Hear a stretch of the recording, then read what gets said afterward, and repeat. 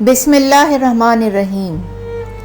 مایوسی، ڈپریشن، بے روزگاری، یہ وہ افریت ہے جو اچھے بھلے نارمل انسان کو دل برداشتہ کر دیتی ہے اور وہ ان پریشانیوں سے راہ فرار اختیار کرنے کے بہانے ڈھونڈنے لگتا ہے۔ ایسے لوگ اپنے ہی جیسے مایوس اور فارغ لوگوں سے دوستی کر لیتے ہیں اور یہیں سے تباہی کا آغاز ہوتا ہے، یعنی کہ رگوں میں اندھیرا پھیلنے کا آغاز ہوتا ہے۔ نشے کا آغاز۔ مایوسی اسلام میں کفر ہے۔ مایوس انسان وقتی سکون حاصل کرنے کے طریقے ڈھونڈتا ہے اور ان میں سے ایک طریقہ ہے منشیات کا استعمال۔ منشیات نوشی کی ابتدا کیسے ہوتی ہے؟ اس کی شروعات مختلف طبقوں میں مختلف طریقوں سے ہوتی ہے۔ امیر اور فیشنیبل گھرانوں میں صرف اپنے آپ کو فیشنیبل ظاہر کرنے کے لیے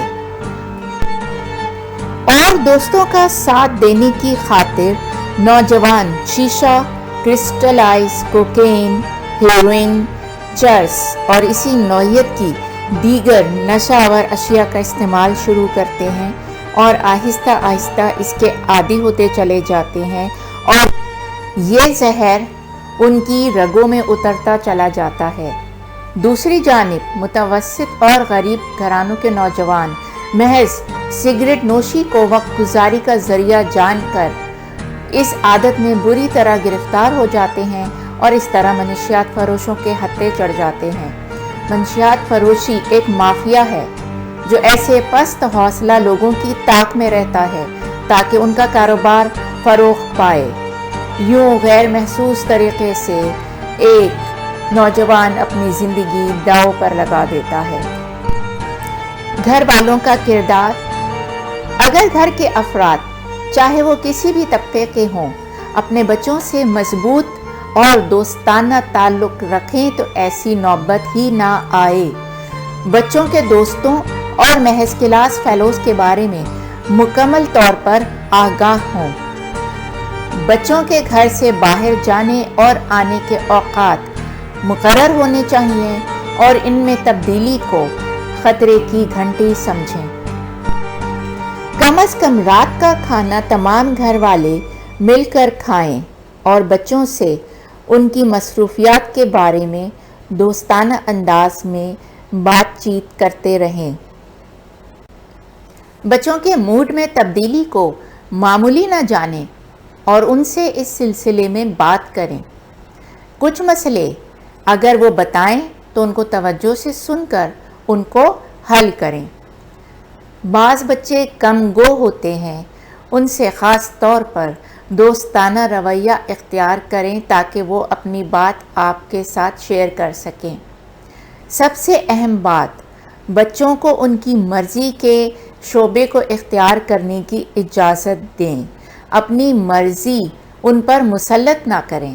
اس سے بچے والدین کی خوشی کی خاطر ان کی بات مان تو لیتے ہیں لیکن خوشی سے نہیں اور ذہنی سکون حاصل کرنے کے لیے نشے کی لت میں گرفتار ہو جاتے ہیں۔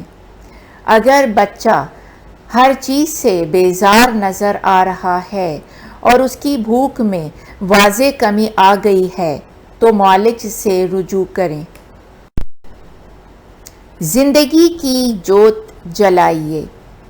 اگر بدقسمتی سے کوئی نوجوان نشے کی عادت میں گرفتار ہو چکا ہے تو بجائے اس کے کہ اس کو دھتکاریں اور لعن طعن کریں، اسے زندگی کی طرف لائیے۔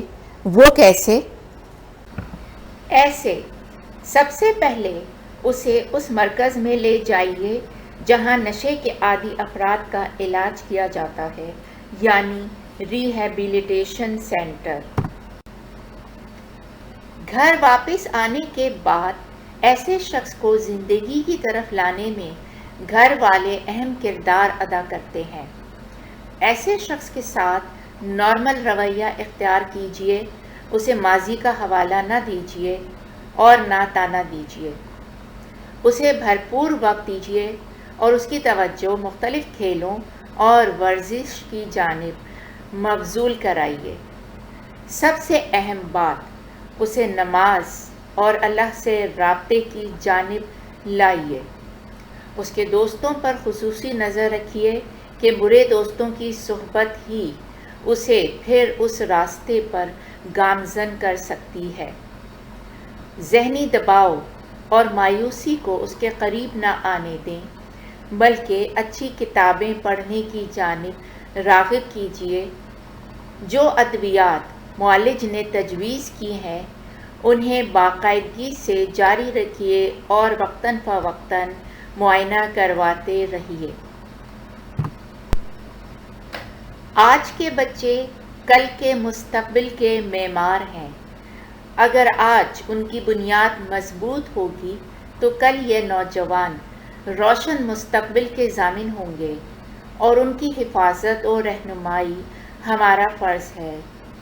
ضرورت اس امر کی ہے کہ ڈرگ مافیا کے پھیلے ہوئے جال سے اپنے پیاروں کی حفاظت کی جائے، تاکہ ان کی رگوں میں نشے کا اندھیرا نہ اترے، بلکہ امید کی روشنی ان کی اور آپ کی زندگی کو خوشیوں سے بھر دے۔ زندگی اللہ تعالیٰ کی ایک نعمت ہے، اس کی قدر کیجیے۔